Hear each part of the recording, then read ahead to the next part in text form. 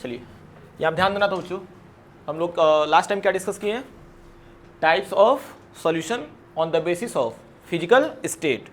तो जनरली अगर physical state के बिहाफ पे देखा जाए बच्चों, तो हमारे पास कितने फिजिकल स्टेट आ रहा है, 3। एक गैसियस सॉल्यूशन आ रहा है, और एक क्या आ रहा है, लिक्विड सॉल्यूशन, एंड एक क्या आ रहा है, सॉलिड सॉल्यूशन आ रहा है, राइट। अब ओवरऑल ये मिल करके तीनों कितने बच्चों स्टेट बना रहे हैं, 9। कितने बना रहे हैं, 9 बना रहे हैं। अब क्वेश्चन ये आएगा कि सर एक सीक्वेंस वाइज लेके चल रहे हैं, तो क्या 9 स्टेट को पढ़ने हैं हमें, तो 9 स्टेट को नहीं पढ़ने हैं बच्चों, ओनली 3 स्टेट्स बच्चों यहाँ पे डिस्कस किए जाएंगे। वो तीनों स्टेट बच्चों कौन कौन से हैं ये भी समझ लीजिए, आप लोग ध्यान से समझना बच्चों।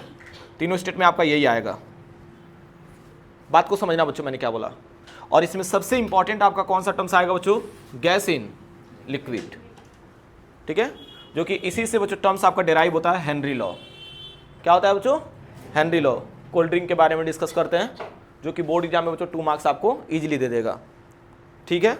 यहाँ तक समझ में आया बच्चों, यानी हमारे पास बच्चों टोटल 3 फेज मिले, इन तीनों फेज बच्चों हमें किसको पढ़ना है, लिक्विड सॉल्यूशन को पढ़ना है।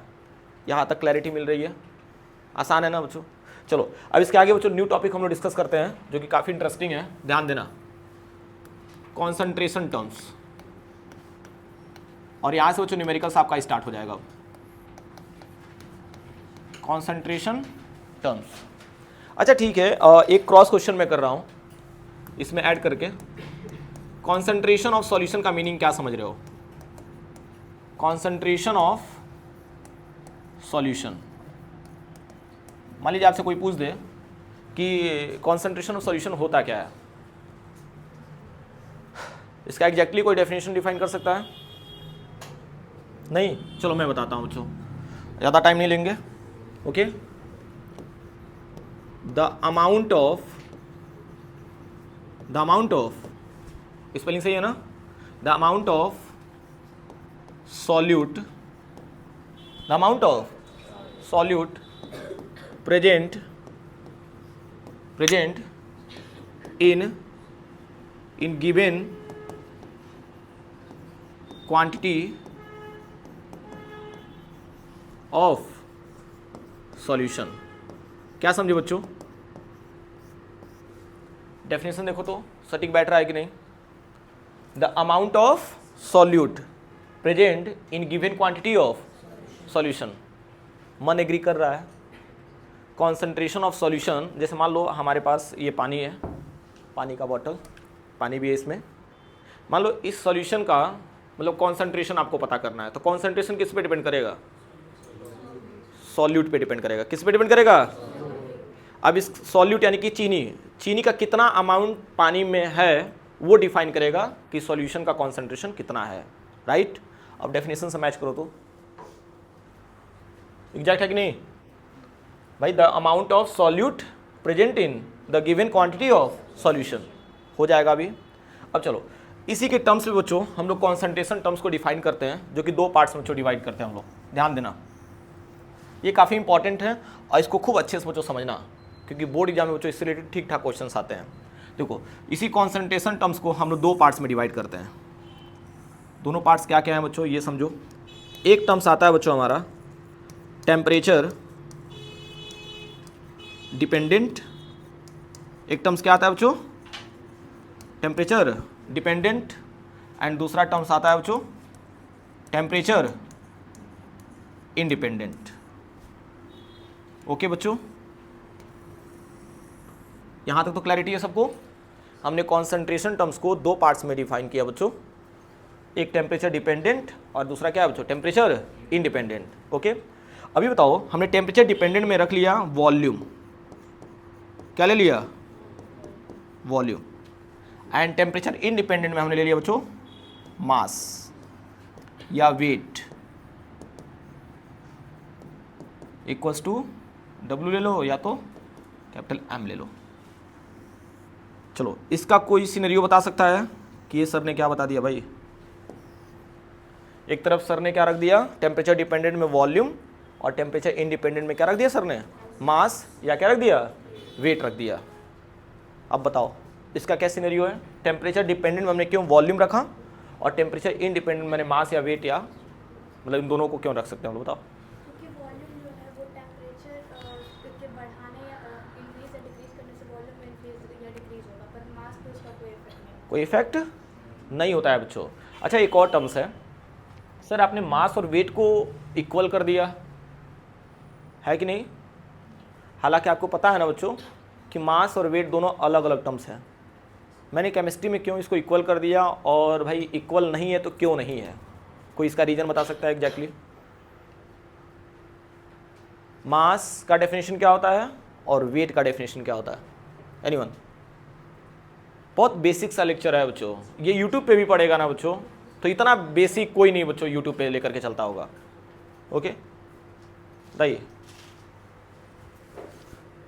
मास और वेट में क्या डिफरेंस है?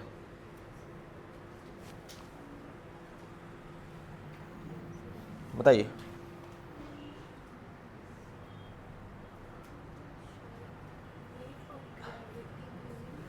हाँ ठीक, देखो बता रहे हैं, ध्यान से समझो। जिन बच्चों को आ रहा है अच्छी बात है, जिन बच्चों को नहीं आ रहा है बच्चों कोशिश करो कि ये सब छोटी छोटी चीज़ें बच्चों मिस ना हो हमसे। देखो वेट जो है ये प्लेस टू प्लेस वेरी करता है। वेट जो है ना बच्चों प्लेस टू प्लेस वेरी करता है ड्यू टू ग्रेविटी, राइट। लेकिन मास की बात करते हैं, मास क्या करता है? क्वांटिटी बताता है।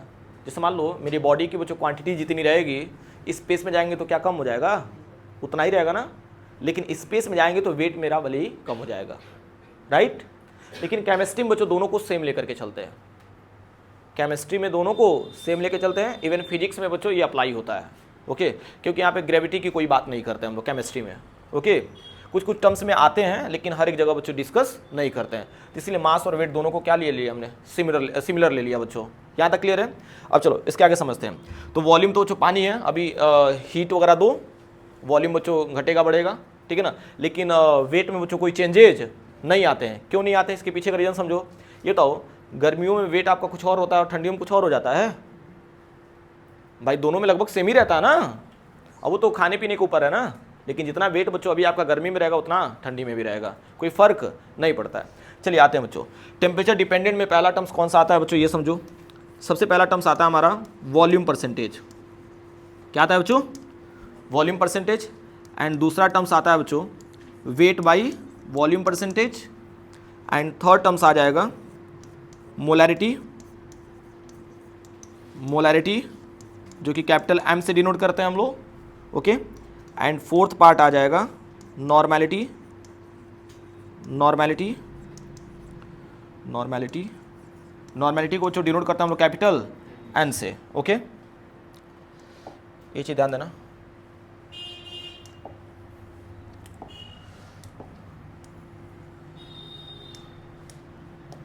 ठीक है, अब ये इसके बाद से फिफ्थ पार्ट बच्चों देख लो आप लोग, स्ट्रेंथ। देखो स्ट्रेंथ एंड नॉर्मैलिटी बच्चों one of the most important terms, and molarity. क्योंकि बच्चों अभी आप लोग ना ये करोगे क्या, टाइट्रेशन करेंगे, तो टाइट्रेशन बच्चों स्ट्रेंथ पूछता है निकालने के लिए, ओके। तो वो मोलैरिटी, नॉर्मैलिटी एंड स्ट्रेंथ, ये तीनों टर्म्स बच्चों काफ़ी क्रूशियल है, ओके, प्रैक्टिकल के पॉइंट ऑफ व्यू से भी, ठीक है। तो दोनों टर्म्स में आपको मिल जाएगा। एंड सिक्स पार्ट में जो आप लोग ऐड कर लेना, ठीक है, पीपीएम। क्या लेना बच्चों? पीपीएम, पार्ट्स पर मिलियन। तो पार्ट्स पर मिलियन जो यहाँ पे लेते हैं, वॉल्यूम बाई वॉल्यूम भी ले सकते हैं हम लोग, एंड वेट बाई वॉल्यूम भी ले सकते हैं। मिलियन का मतलब होता है इंटू 10⁶, ठीक है। एक एक करके टर्म्स बच्चों पूरा डिटेल में हम लोग डिस्कस करेंगे, डोंट वरी। अभी मैंने पार्ट वाइज बच्चों इसको क्या किया, डिफाइन किया, ओके। अब आप समझो। तो नेक्स्ट आते हैं बच्चों टेम्परेचर इंडिपेंडेंट टर्म्स में। थोड़ा सा भी अगर आप ध्यान हटाएंगे बच्चों तो मैं नहीं समझा पाऊंगा, इसीलिए कह रहा हूँ कंप्लीट आपका फोकस रहे, तब आपको लेक्चर में भी बच्चों आनंद मिलेगा, ठीक है।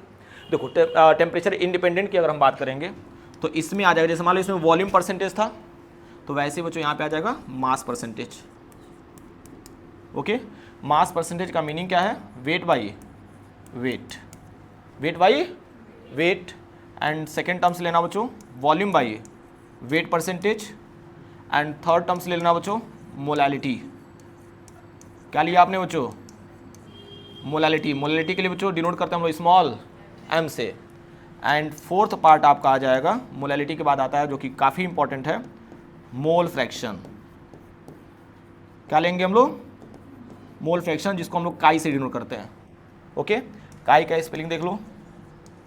ओके, बहुत सारे लोग चाय भी बोलते हैं, ठीक है ना, तुम लोग के जैसे नहीं है, ठीक है भाई, काई है, तुम लोग इतने प्यारे बच्चे हो, हाँ ठीक है। क्या कहते हैं सर, पहले इंसल्ट भी कर रहे हैं फिर प्यारे भी बोल रहे हैं, लेकिन सब कुछ चलता है, सही बात बोले हैं ना वैसे।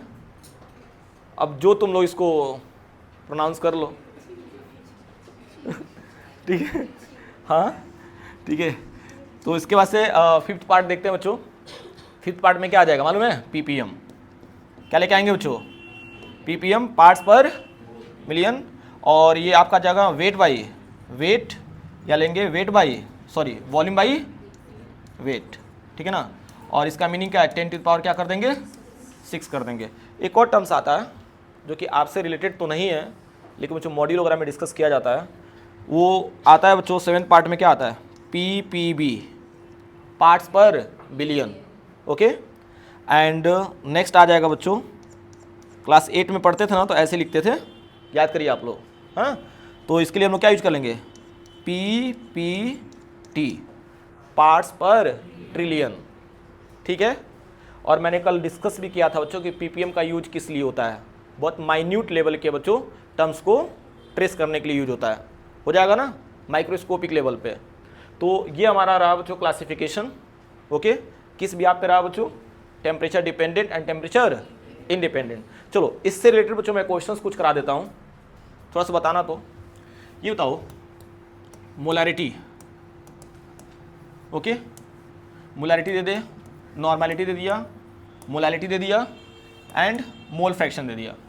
इन चारों टर्म्स में बच्चों कह दिया which one is temperature dependent and temperature independent. चलिए बताइए आपका इन चारों में से कौन टेम्परेचर डिपेंडेंट है और कौन टेम्परेचर इंडिपेंडेंट है। मोलैरिटी क्या है, डिपेंडेंट, नॉर्मैलिटी डिपेंडेंट, ध्यान देना बच्चों, molality independent, mole fraction independent. समझ पा रहे हो, यही आप जेईई नीट में जाते हो बच्चों तो 4 मार्क्स आप अटेंड करोगे, अब बोर्ड में बच्चों आपका 1 से 2 मार्क्स, ठीक है। और जो कि बच्चों हर साल किसी न किसी तरीके से बच्चों ये पूछता रहता है, तो हो जाएगा ना। तो इससे रिलेटेड बच्चों आपने क्वेश्चन भी कवर कर लिया, यहाँ तक कोई दिक्कत है किसी को, ठीक है ना। चलो यहाँ तक बच्चों नोट कर लो आप लोग।